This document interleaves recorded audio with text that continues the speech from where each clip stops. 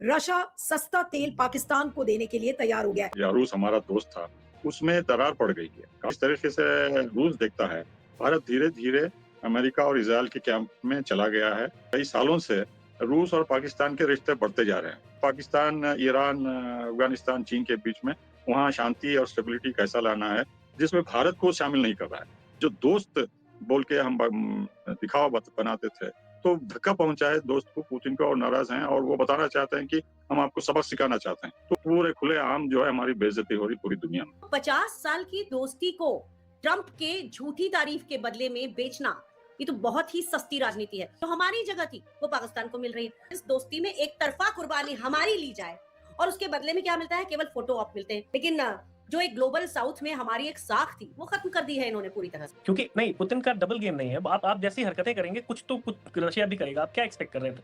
और ये अमेरिका की कह लीजिए, अमेरिका की स्ट्रैटेजिक जीत कह लीजिए, पाकिस्तान के लिए भी विन-विन सिचुएशन है। हार यहाँ पे भारत रहा है। ईरान का जो युद्ध है उसको लेकर हर घंटे कुछ ना कुछ डेवलपमेंट हो रहा है, लेकिन इस बीच में जो बड़ी खबर है और वो खबर ये है कि रशिया सस्ता तेल पाकिस्तान को देने के लिए तैयार हो गया है। पाकिस्तान में रूस के राजदूत अल्बर्ट खुरेव ने बताया है कि हम पाकिस्तान को रियायती दर पर तेल सप्लाई करने के लिए तैयार हैं। उन्होंने कहा कि तेल डिस्काउंट पर दिया जाएगा और पाकिस्तान को इस मौके का फायदा उठाना चाहिए। रूस की ओर से पाकिस्तान को ऐसे समय पर ऑफर दिया गया है जब ईरान युद्ध की वजह से दुनिया के बड़े हिस्से में एनर्जी संकट है। ईरान के हॉर्मूज स्ट्रेट को बंद कर देने से के चलते समुद्री रास्ते से तेल और गैस की सप्लाई नहीं हो पा रही है, लेकिन अभी पाकिस्तान की तरफ से कोई फॉर्मल ऑफर नहीं आया है। इस खबर की सच्चाई क्या है? देखिए, अब सच्चाई ये है कि भारत जो है, जो रूस का करीबी दोस्त था या रूस हमारा दोस्त था, उसमें दरार पड़ गई है काफ़ी चीज़ों को लेके। एक तो ब्रिक्स के मामले में लेके, और दूसरा डी-डॉलराइज़ेशन को लेके, और तीसरा जो हम वेपन्स हथियार खरीदते थे, उसमें काफ़ी कुछ कमी हुई है। और जिस तरीके से रूस देखता है, भारत धीरे-धीरे अमेरिका और इज़राइल के कैंप में चला गया है, और इसकी वजह से जो है, ये भारत और रूस के रिश्तों पे भी असर नहीं हुआ है, तेल पे भी बंद करना इसका असर था। लेकिन ब्रिक्स पे भी इस पे काफ़ी असर हुआ है। अभी 2 कल ब्रिक्स की मीटिंग होनी थी, उसमें जो है कोई कंसेंसस नहीं था, कोई बातचीत नहीं हुई, कोई फैसला नहीं हुआ, और भारत का ये कहना है कि ब्रिक्स के अलग-अलग देश, उनका अलग-अलग इंटरेस्ट है और कोई यूनिटी नहीं है बोल के। ये मेरे ख्याल से ये फ़ोनी आर्गुमेंट है। भारत ने कुछ सीरियसली प्रयास नहीं किया है, क्योंकि वो अमेरिका और इज़राइल के दबाव में है। आपको याद दिला दूँ, पिछली बार जब ब्रिक्स की समिट हुई ब्राज़ील में, जब प्रधानमंत्री वहाँ गए थे, तो ट्रम्प ने कहा कि ये आप वहाँ क्यों गए? ये तो एंटी अमेरिकन अलायंस है। आप कहते हैं कि ये अमेरिका स्ट्रेटेजिक पार्टनर है और हमारे दुश्मनों से मिले हैं। तो उन्होंने खूब डाँटा था और कहा था कि ये ब्रिक्स तो मर गया है, तो आप मरे हुए इंसान या ऑर्गेनाइज़ेशन के साथ क्यों रिश्ता नाता रखें बोल के। कई सालों से रूस और पाकिस्तान के रिश्ते बढ़ते जा रहे हैं। अफ़गानिस्तान को लेके जब से अमेरिका वहाँ भाग के चला गया है, तालिबान की हुकूमत आई, तो ये लगातार पाकिस्तान, ईरान, अफ़गानिस्तान, चीन के बीच में वहाँ शांति और स्टेबिलिटी कैसा लाना है, जिसमें भारत को शामिल नहीं कर रहा है। ये बहुत महत्वपूर्ण बात है। कभी-कभी टर्की भी इसमें शामिल होता है। तो रूस के फॉरेन मिनिस्टर, विदेश मंत्री, उन्होंने यहाँ तक कहा था कि हम पाकिस्तान की रिक्वेस्ट हथियारों के लिए भी हम सीरियसली कंसिडर करेंगे अगर वो आती है तो। तो ये बात बहुत आगे बढ़ गई है रूस और पाकिस्तान के बीच में। रूस ये चाहता है कि पाकिस्तान जो है अमेरिका के इतने करीब ना हो जाए कि अमेरिका इसको इस्तेमाल करे सेंट्रल एशिया के ज़रिए, चाहे वो रूस हो या चीन हो। क्योंकि वहाँ जो एथनिक माइनॉरिटीज़ हैं, जो मुस्लिम्स हैं, वो बहुत वल्नरेबल हैं। चेचनिया में जो जंग हुई और वहाँ जो कौशिक, हो रहा आपको लगता है कि ये पुतिन इस समय क्या कोई डबल गेम खेल रहे हैं? क्योंकि इस डबल गेम की बात हो रही है कि भई अगर पाकिस्तान को ज़्यादा बड़ा दिखाकर कोशिश कर रहे हैं और भारत को डिस्काउंटेड तेल नहीं मिल रहा है और अगर पाकिस्तान को डिस्काउंटेड तेल मिल रहा है, तो फिर ऐसे में क्या कहा जाएगा? तो फिर तो ऐसे ही लगता है कि ये कोई डबल गेम है इस समय, क्योंकि एक संकट का समय है और रशिया को लग रहा है कि भई हमारी तो जेब भरनी चाहिए इस क्राइसिस में, तो ठीक है, पाकिस्तान को भी अगर तेल देना है, तो सस्ता तेल दो। देखिए, भारत तीसरा सबसे बड़ा ऑयल कंज्यूमर है, और भारत के रिक्वायरमेंट से पाकिस्तान की 10% भी नहीं है। उनका पॉपुलेशन बहुत कम है। तो ये क्लियर मैसेज है, जो आप बात कर रहे हैं, पुतिन और उनकी लीडरशिप इस डबल पॉलिसी को अपना ही नहीं है, किसी के खिलाफ भी, चाहे वो भारत हो या वो नाराज़ हैं इसलिए कि हम उनका जो डिस्काउंटेड ऑयल था, वो हमने अमेरिका के और इज़राइल के दबाव में आके मना कर दिया। जो दोस्त बोल के हम दिखावा बनाते थे, तो धक्का पहुँचा है दोस्त को, पुतिन को, और नाराज़ हैं और वो बताना चाहते हैं कि हम आपको सबक सिखाना चाहते हैं। तो ये मिसगाइडेड शॉर्ट टर्म पॉलिसी इस गवर्नमेंट की जो है धीरे-धीरे हमको अमेरिका और इज़राइल के बास्केट में पहुँचा दिया है इस गवर्नमेंट वाले, और उससे काफ़ी नुकसान हो रहा है। देखिए, हम कोई मेजर प्लेयर नहीं है ये गल्फ क्राइसिस में। अगर ब्रिक्स इनिशिएटिव लेता था और ईरान को एक डेलीगेशन भेजता था कि हम आपसे बातचीत करना चाहते हैं, तो जिसमें रूस, चीन और ब्राज़ील, साउथ अफ्रीका और दूसरे मुल्क, भारत भी शामिल होता था।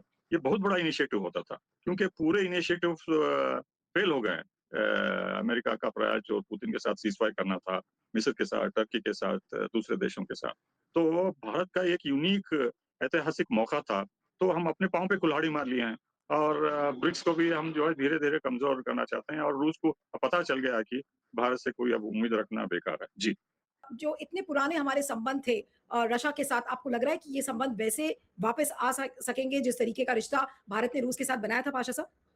जी, अगर यहाँ की लीडरशिप में चेंज होता है और यहाँ कुछ अक्ल आती है लोगों को लीडरशिप में कि हम इनके लीडरशिप में जो भी कर रहे हैं वो गलत है, भारत को धक्का पहुँचा है, और हम जो इज़राइल, अमेरिका के कैंप में आके अलग-थलग हुए हैं, उससे जो है हमें रीओरिएंट करना है, करेक्ट करना पॉलिसी, और वो आरएसएस ही कर सकती है इनको, ये प्रेज़ेंट लीडरशिप को चेंज करके। और ये ढंढोरा जो पीटते हैं कि हम डेमोक्रेटिक हैं, लार्जेस्ट डेमोक्रेसी है, हमारे इंस्टीट्यूशन बहुत मजबूत हैं, अब पूरे खुलेआम जो है हमारी बेइज्जती हो रही पूरी दुनिया में। जी, ईरान ने साफ कर दिया है कि भारत जो है दुश्मनों के साथ हमारे मिला हुआ है, और इसको दोस्त मानना नहीं है, क्योंकि खामनेई के कंडोलेंस मैसेज नहीं दिए, बच्चों को 156 देश बच्चों को जो मारा गया, जब ईरान के 100 सेलर्स से मर गए। कल अली लारजानी की डेथ के बाद उन्होंने, लीडरशिप ने कहा कि इनके साथ-साथ भी जो 80 हमारे सेलर्स मर गए, उनकी भी मॉर्निंग होगी, और दो जो देश इनको ज़िम्मेदार है, हम उसको छोड़ेंगे नहीं। मतलब क्लियर धमकी है ईरान की तरफ से भारत को कि आपने ये नरसंहार समंदर में किया, आपने हमारे शिप को डुबाया, अमेरिका को, इज़राइल को इंटेलिजेंस देके। तो ये ईरान यही तरीका इस्तेमाल करेगा, ये तवील अरसे तक टोल टैक्स चलेगा। खामियाजा भुगतना पड़ रहा है हमें, क्यों? क्योंकि हम आज अमेरिका और इसराइल के पाले में नजर आ रहे हैं कि आज रशिया जो हमारा सबसे खास दोस्त था, वो पाकिस्तान को सस्ता तेल दे रहा है, लेकिन हमें सस्ता तेल नहीं मिल रहा है और हमारे लिए कोई रियायत नहीं है। जी अनुज। 1971 अगर हम याद करें दोबारा, तो अमेरिकी दबाव को ठुकराते समय इंदिरा जी ने रूस से जो समझौता किया था, संधि की थी, उसके बाद हमारे 70% से ज्यादा जो इक्विपमेंट है फौज में, वो रशिया के हुए।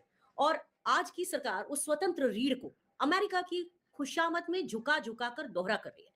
जिस देश ने उस समय निक्सन के 7th फ्लीट को चुनौती दी थी, उसे आज ट्रंप की एक एक ट्वीट पर अपनी एनर्जी पॉलिसी बदलना पड़ रही है। तो 50 साल की दोस्ती को ट्रंप के झूठी तारीफ के बदले में बेचना, ये तो बहुत ही सस्ती राजनीति है।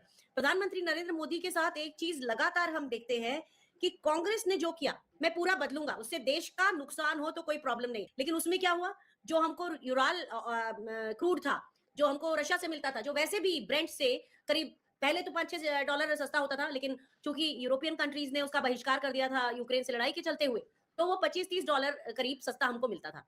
अब वो हमें नहीं मिल रहा है, क्योंकि जब से भारत ने इस तरह से रशिया से तेल लेना बंद किया, अब उसको वही महंगे दाम पर मिल रहा है। जबकि पाकिस्तान को, जिसको इस पूरे गेम में बड़ा फायदा मिल गया, उसकी इकोनॉमी वैसे ही सत्यानाश हो रखी है, तो ऐसे में अगर उसको सस्ता तेल मिलेगा, जो हमारी जगह थी वो पाकिस्तान को मिल रही है, तो ये तो बड़े सोचने की बात है कि भारत की विदेश नीति कहां जा रही है। ट्रेड टैरिफ में हमें कोई छूट नहीं मिली है, यूक्रेन पर बार बार हमें डंडा मारा जाता है कि आप साइड लो, और हमारे जो H1B वीजा के जो हमारे स्टूडेंट्स हैं या जो लोग वहां काम करने गए हैं, उनके साथ जो हो रहा है वो तो हो ही रहा है। तो मुझे ऐसा लगता है कि जिस दोस्ती में एक तरफा कुर्बानी हमारी ली जाए और उसके बदले में क्या मिलता है, केवल फोटो ऑप मिलते हैं, प्रधानमंत्री Narendra Modi my friend Donald करते रहते हैं, इससे भारत को कोई फायदा नहीं होता। व्यक्तिगत तो मोदी जी को भी कोई फायदा नहीं होता, वो जानते हैं कि उनका इस्तेमाल किया जा रहा है, लेकिन जो एक ग्लोबल साउथ में हमारी एक साख थी, वो खत्म कर दी है इन्होंने पूरी तरह से। पाकिस्तान को सस्ता तेल दे रहा है और भारत को नहीं, भारत के लिए कोई डिस्काउंट नहीं है, लेकिन ये क्या, ये पुतिन का कोई डबल गेम आपको लगता है? और इसके लिए आज रिस्पॉन्सिबल कौन है? जी। हमारे देश के यशस्वी, परम यशस्वी प्रधानमंत्री श्री नरेंद्र मोदी, और कौन रिस्पॉन्सिबल हो सकता है? क्योंकि नहीं, पुतिन का डबल गेम नहीं है। आप जैसी हरकतें करेंगे, कुछ तो कुछ रशिया भी करेगा। आप क्या एक्सपेक्ट कर रहे थे? और ये अमेरिका की कह लीजिए, अमेरिका की स्ट्रेटेजिक जीत कह लीजिए, पाकिस्तान के लिए भी विन विन सिचुएशन है। हार यहाँ पे भारत रहा है। हाँ, भारत देश की संप्रभुता और भारत देश की जो बेसिक ट्रेड है उसका या इकोनॉमी है, वो सफर कर रही है। उसका रीजन बताता हूँ। देखिए, पाकिस्तान दोनों तरफ से जीत रहा है। पाकिस्तान का अमेरिका के साथ भी ठीक है, पाकिस्तान का रशिया के साथ भी ठीक हो गया, और अमेरिका इवेंचुअली, हम बहुत पहले से बात कर रहे थे, इसी प्लेटफॉर्म पे हमने बहुत बार बात की है, बहुत दिनों पहले, कि अमेरिका यही करना चाह रहा है, अमेरिका इवेंचुअली इसी पे आएगा। ये जो ट्रेड डील है और ये सारी चीजें ये टेम्पररी है, परमानेंट डेंट वो किस पे चाहता था, और ये आज से शुरू नहीं होता, उसकी खींच बहुत पहले की है। आप इंदिरा गांधी जी का समय याद करिए, जब 7th फ्लीट थी पानी में, तो 7th फ्लीट का वो जो इंदिरा गांधी जी नहीं डर रही थी अमेरिका से, वो डिप्लोमेसी का आपको वो पार कहां से आ रहा था, वो ऐसे बेसलेस नहीं था। हम नए नया देश थे, हम अमेरिका से आंखों में आंखें डाल के, इसलिए वो 7th फ्लीट हमें नहीं डरा रही थी, क्योंकि रशिया उसके पीछे खड़ी थी। हमें हमें हमेशा चाइना या यूएस से हमारे रिलेशन कभी स्टेबल नहीं हुए, रशिया से हमेशा रहे, ईरान से हमेशा रहे। रजा पहलवी के बाद से 79 से हमेशा से हमारा रिश्ता ईरान से अच्छा रहा, हमेशा से हमारा रशिया के साथ तो अच्छा ही रहा, और अनकंडीशनल रहा। एक ही देश कह सकते हैं जिसके साथ अनकंडीशनली अच्छा रहा, वो रशिया रहा। लेकिन अमेरिका के लिए हमेशा ही आंखों में उसके चुभता रहा है, पाकिस्तान को हमेशा ही आंखों में चुभता रहा है। तो ये जो हो रहा है, रशिया ने कहीं ना कहीं ये संदेश है, ये आप ये समझिए, ये होना था, और ये भारत को संदेश है। जिन लोगों को थोड़ी सी भी विदेश नीति की समझ है, ये एम्बेसडर का स्टेटमेंट उनको समझ में आ जाना चाहिए कि ये सीधा सीधा रशिया कहना चाह रहा है कि हमारा रिश्ता भारत से खराब हो रहा है। इसी तरीके से भारत को यह एहसास दिलाया जा रहा है, और ये बहुत बहुत बेसिक सी चीज है कि भारत को, इनको नरेंद्र मोदी जी, और पता नहीं अब देखिए ये कोई, और अगर अब तो ये क्लियर है कि कोई मजबूरी, कोई तो मजबूरी है, क्योंकि किसका फायदा हो रहा है, इंडिया का किसी भी तरह से किसका कैसे फायदा हो रहा है? आपकी इजराइल से घनिष्ठता का कोई फायदा नहीं हो रहा, आपकी अमेरिका से घनिष्ठता का कोई फायदा नहीं हो रहा, आपका ये सिम्बायोटिक रिलेशनशिप भी नहीं है, ये तो कमेंसलिज्म ही है बेसिकली, कि यहाँ पे आपका उसका फायदा हो रहा है, अमेरिका का फायदा दिख रहा है, पाकिस्तान का फायदा दिख रहा है, और भारत का नुकसान दिख रहा है, और बहुत बड़ा नुकसान दिख रहा है। आप पाकिस्तान अफगानिस्तान के ऊपर जो कर रहा है, ये आपको क्या लगता है, ये हिम्मत जो हिमाकत है इसकी, ये कैसे कर रहा है? ये यूएस की शय पे कर रहा है, ये इजराइल की शय पे कर रहा है। ये जो रिहैब सेंटर पे, हॉस्पिटल पे अटैक कर रहा है, यहाँ पे भी हम यहाँ भी फेल है। हमने बोला कि, अब सोचिए, भारत ने बोला कि संप्रभुता पे अफगानिस्तान पे हमला है, ये हमें अपनी संप्रभुता पे हमला नहीं दिखाई दे रहा अब तक। हमें अफगानिस्तान, हमारा अफगानिस्तान से बहुत अच्छे रिश्ते हैं, वो हमला भी हमारे ऊपर हमला है, ये भी कह सकते हैं, लेकिन हमारे ऊपर तो सीधे सीधे ट्रंप हमला कर रहे हैं। हमारी संप्रभुता पे उस पर आप नहीं जब करेंगे, अभी ऐसी चीजें अभी भी, आप बहुत सही कह रहे थे प्रोफेसर साहब, कि ये जब तक ये सरकार, ये नहीं, रिजीम चेंज नहीं होगा, रशिया हमारा हमेशा से लाई रहा है, उसको फिर ठीक किया जा सकता है, या तो ये रहते रहते मोदी जी कर ले, जो मुझे नहीं लगता कि अब इनके बस का है। अब ये सबको समझ में आता है, रशिया को भी समझ में आता है, ईरान के साथ आपके रिश्ते खराब हो चुके हैं, इसमें कोई संदेह नहीं है, और अगर आप भी ईरान की जगह होते तो आप भी यही करते जो ईरान कर रहा है। मैं तो इसमें भी ईरान की बहुत समझदारी कर बताऊंगा, जिसमें जिस तरह से उसने डील किया है भारत को की तरफ, जैसा उसका नजरिया है वो बहुत अप्रिशिएबल है। वो